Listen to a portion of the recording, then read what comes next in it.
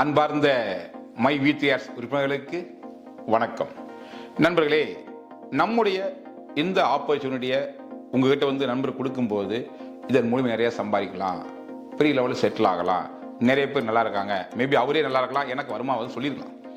But இந்த இடத்துல இந்த விஷயத்தை கேட்கும்போது அடிப்படையில் உங்களுக்கு ஒரு எண்ணம் வர்றதுக்கு வாய்ப்பு இருக்குது. கொஞ்சம் பேருக்கு என்ன அப்படின்னா, இந்த மார்க்கெட்டிங் ஃபீல்டில் ஊறப்பட்ட கம்பெனி ஏற்கனவே பண்ணி பார்த்தாச்சு, பண்ணுறதையும் பார்த்தாச்சு, இதில் எதுவுமே உருப்படியான மாதிரி தெரியல, எனக்கே அந்த அனுபவம் நிறையா இருக்குது, இதுக்கப்புறம் இன்னொன்று சொல்லி நான் எங்கேயா பண்ண போகிறேன், போப்பா இதெல்லாம் சரி வராது சொல்லி ஒரு எண்ணம் உங்களுக்கு வரலாம். அவர் என்னதான் விளக்கம் சொல்லி எனக்கு வருது இப்படி இருக்குதுன்னு சொல்லி அவர் தன்னை வெளிப்படுத்தி சொன்னாலும் உங்களுக்கு ஏற்கனவே கடந்த காலத்தில் கிடைச்ச நெகட்டிவ் அனுபவங்கள்னால இந்த மார்க்கெட்டிங் ஃபீல்டே வேஸ்ட்டு, இதில் பெருசாக ஒன்றும் சாதிக்க முடியாது, இது நமக்கு தேவையில்லாத வேலை சொல்லிட்டு நீங்களும் ஒதுங்கிடுவீங்க.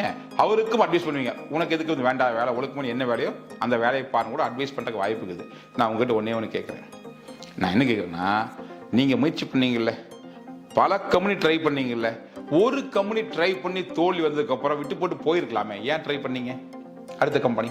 சரி, அதுதான் ஃபெயிலியர், திரும்பவும் ஏன் அடுத்த கம்பெனி போனீங்க? விட்டுட்டு போயிருக்கலாமே, ஒன்றுக்கு 2 போச்சு, இதுக்கப்புறம் வேண்டான்னு போயிருக்கலாம்ல. இன்னைக்கு முடிவு எடுக்கிறீங்களே, அந்த முடிவை முதல் கம்பெனிக்கு எடுத்திருந்தீங்கன்னா இவ்வளவு லாஸ் ஆயிருக்க மாட்டீங்களே, இவ்வளவு சிரமப்பட்டிருக்க மாட்டீங்களே, இந்த அளவுக்கு வருத்தப்பட்டிருக்க மாட்டீங்களே, குடும்பத்தில் அவமானம் ஆயிருக்காது இல்லை, ஏன் அடுத்தது ட்ரை பண்ணீங்க?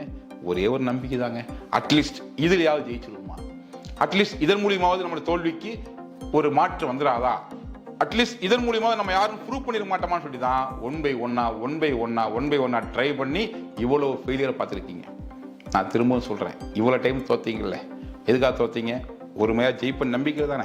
அந்த ஒரு முறை ஜெயிக்கிறதுக்கு வாய்ப்பு வந்தபோது இன்னைக்கு நீங்க களமிறங்க தயங்குறீங்களே, இது எந்த விதத்தில் நியாயம்? தோல்விகள் தோல்வதற்காக அல்ல, மீண்டும் துளிப்பதற்காக. ஸோ இங்க எந்த ரிஸ்க்குமே இல்லை. ரிஸ்க் எடுத்துக்க முடியல, பண்ணி பார்த்துட்டீங்களே, இங்க ஒரு ரிஸ்க்கும் இல்லாம, ஒரு பைசா முதல் இல்லாம ஒரு ஓயமா சேர்ந்து உங்களுக்கு வேணுங்கிற பொருளை வேணுங்க போது வாங்கிட்டு இதை டெவலப் பண்ணுறது மூலியமாவே இங்க லட்சங்கள் கோடிகள் சம்பாதிக்க முடியும்னா செஞ்சுதான் பார்ப்போமே, ஏன் வேடிக்கை பார்க்கணும், விளையாண்டு பார்க்கலாமே. ஸோ ஒரு அற்புதமான வாய்ப்பும் கையில் கிடைச்சிருக்குது. ஸோ நீங்க கடந்த கால தோல்விகளை மனசை வச்சுக்கிட்டு இங்க முயற்சிக்கு தவந்துடாதீங்க. ஏன்னா 1000 முறை தோத்த எடிசன் தான் அதுக்கப்புறம் தான் பல்ப் குடிச்சார். அந்த கடைசி அவர் முடிவு என்ன, எனக்கு ஒரு நம்பிக்கை, அது என்னது குருட்டு நம்பிக்கை. ஏன் தெரியுமா? இதற்கு முன்னால் பல்ப் அவர் பார்த்தது கிடையாது, உலகத்தில் அப்படி கிடையாது. அவர் மனசுக்குள்ள நினைச்சாரு, இது மாதிரி ஏதாவது பண்ணா இப்படி வர்றதுக்கு வாய்ப்பு சொல்லி அவர் ஃபீல் பண்ணாரு. அந்த ஃபீலிங்கை மற்றவங்களை ஃபீல் பண்ண வைக்கிறதுக்கான முயற்சியில தான் அத்தனை முறை பரிசோதனை பண்ணி ஒரு லெவல்ல அவரோட ஃபீலிங்கை மற்றவங்களை ஃபீல் பண்ண வச்சுட்டார். ஸோ ஒரு குடுத்தனமான நம்பிக்கையே இந்த உலகத்துக்கே வெளிச்சத்தை கொடுத்துருக்குதுன்னு சொன்னா, உங்க கண்ணு முன்னால் இத்தனை ஆயிரம் பேர் லட்சம் பேர் இங்க சம்பாதிச்சுக்கிட்டு லைஃப்ல நல்லா இருக்காங்க, கார் வாங்கி அடுத்த செட்டில் ஆகிட்டு இருக்காங்கன்னு சொல்லும்போது, மேபி உங்களுக்கு சொன்னவரே நீங்க நல்ல விதமா வருமானம் சம்பாதிச்சுட்டு இருக்கும்போது இந்த இடத்துல ஒரு தெளிவான ஆதாரபூர்வமான ஆணித்தரமான நம்பிக்கை வச்சுக்கிட்டு நீங்க எங்க அசால்ட்டா விடணும், ஏங்க அச்சப்படணும்? வாங்க, மைவித்திரு அற்ப வாய்ப்பு கையில் கொடுத்துக்குது. ஸோ நீங்க மார்க்கெட்டரா இருந்தீங்கன்னா, இதை முழுசா ரெடி பண்ணீங்கன்னா நீங்க சொல்லுவீங்க, இந்த மாதிரி வாய்ப்பு ஒரு 10 வருஷமா கிடைச்சிருந்ததுன்னா என் லெவலே வேற, அதனால இன்னைக்கு கிடைச்சிருச்சு இல்ல, அந்த விஷயம் இப்ப செய்யுங்க.